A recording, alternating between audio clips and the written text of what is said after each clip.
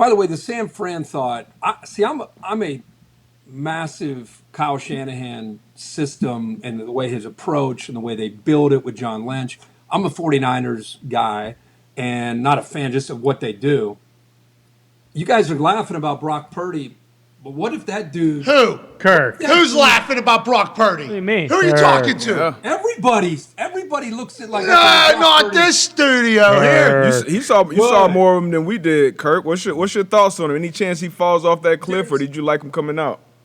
Well, Darius, here's what's cool about him, and I think he could change the game for how people evaluate quarterbacks. Because I think I've talked with you guys about this. You know, you look at Aaron Rodgers and Brady, and before that, Drew Brees, Phillip Rivers, Big Ben. You know, it's the end of that era, and of course we have the Josh Allen's and Justin Herbert's and Burrow and this next wave. But I feel like play callers. I think offensive coordinators right now, some of them are getting let go. I think they're still trying to run their old system that they learned, like the digit system from Norv Turner or the West Coast offense. And they're trying to fit it into guys like a Justin Fields or these guys that are more dual threat. Now, the smart play callers, I think, are adjusting what we've seen with Andy Reid, what we've seen with Jalen Hurts, the guys that are finding ways to take these college quarterbacks that don't run NFL systems and trying to get them to adjust to what they do well. So, and with that being said, I feel like Kyle Shanahan has a quarterback-friendly offense. You don't have to come in and be Pat Mahomes.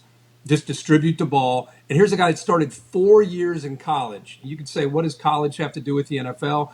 I think it has to do with reps.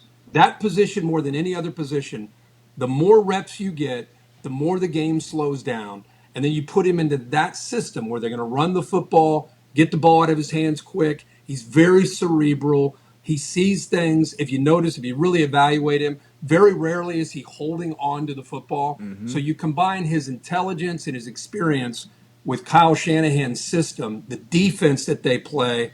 You know, a punt's a good play with the 49ers. And this guy doesn't make mistakes.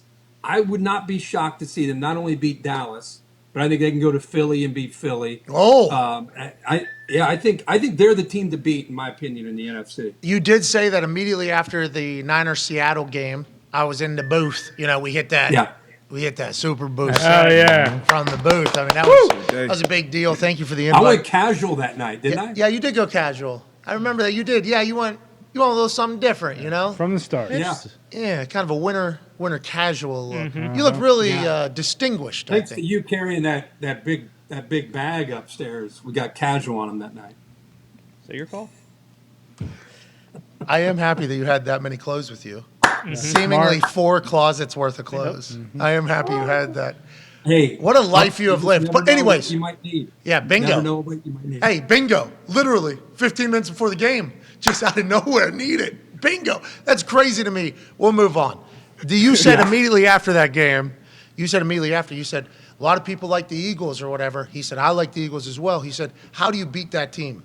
That's what you said. You literally pointed at the Niners team as they were celebrating. We're in the booth, and the Niners were celebrating. I think George Kittle was getting interviewed. There was something else going on. He goes, how do you beat that team? And I'm like, that's a great fucking question. And every time we pick games, whenever you're like, I'm betting or whatever, putting together a parlay, it's like always a thought, like, how do you move against that defense? Like, how do you, if they want to, you know, like, and I think they fuck around a little bit in D, but you might know more. It seems like there is an ability to get yards on them. Yeah. What makes them so good, though? Just whenever they need to lock it down? Is that you need to get off? No. Never. What was that? Just get a little push-up in? Maybe stand up. Tighten the spray tan up a little bit, maybe? Any of that? No. Oh, no. Okay, I didn't know. No. Darius, though, why can they – people can get yards on them, I feel like. Yeah. But they still visibly are just like the best defense I've seen in forever. Mean, they're physical. They're fast as shit. They tackle great. And you know, they play a lot of zone. And obviously when you play zone, you're going to have opportunities to hit big plays. And you got to hit them. And if you miss them, you miss them. You only may get 3, maybe 4 opportunities to get chunks on them. So you got to take advantage of those. And then the offense, you know, they eat up clock. They stay ahead of the chains. They're efficient. So that gives that defense a chance to rest, make adjustments, and get back on the field. And that's the best thing for a defense. So it's really a perfect storm, honestly. Okay, Kirk. Yeah, hell yeah. I'm just saying, I think it's the best built roster in the NFL with the way, with not just drafting players, but drafting players to fit your system on both sides of the football. Debo. How about Debo, dude? And Christian. I know, man. And they add Christian McCaffrey, but Debo is like, he was hurt for a while, so I think people forgot because Christian McCaffrey. Ayuk had a hell of a year this year. From training camp. Remember, he was making plays in training camp. They talked about it. This team is just, and they get better use check there. Just full back. Darius, you love this.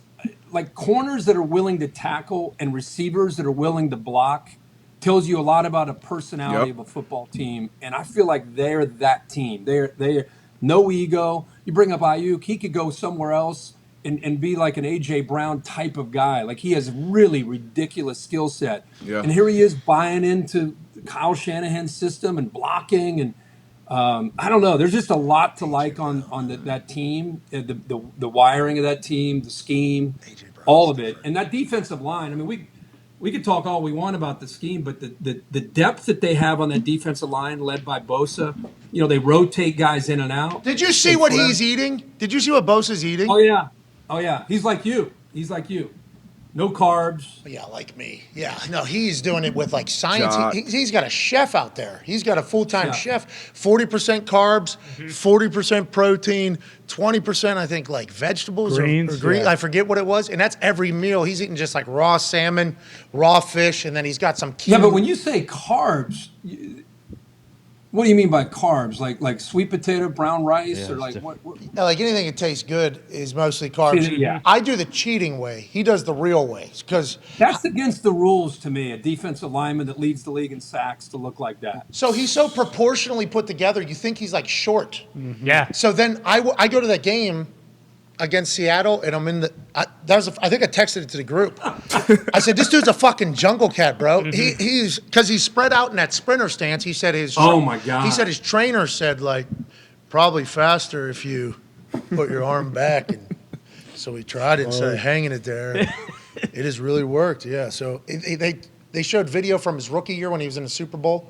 And they were talking about him being like, just Patrick Mahomes was like right out of reach, out of reach.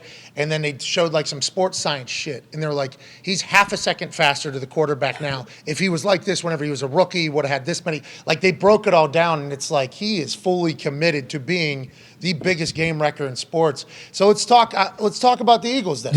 Just another Buckeye giving his all. He's just out there. Oh, that's what it is. I should have. OH. Oh no!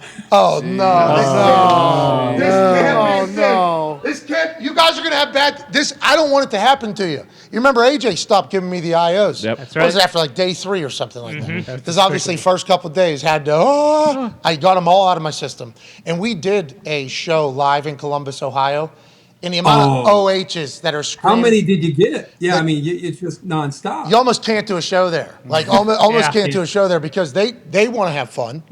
And they're very intoxicated, which we're cool with because some of us are as well. But we're just trying to have a good time. It's tough to do a talk show, though, whenever just some, okay. Okay, and then just kind of get into it. And no, they don't even get IOs, though. Everybody goes like, shut up, but that guy's a hero for even saying the OH.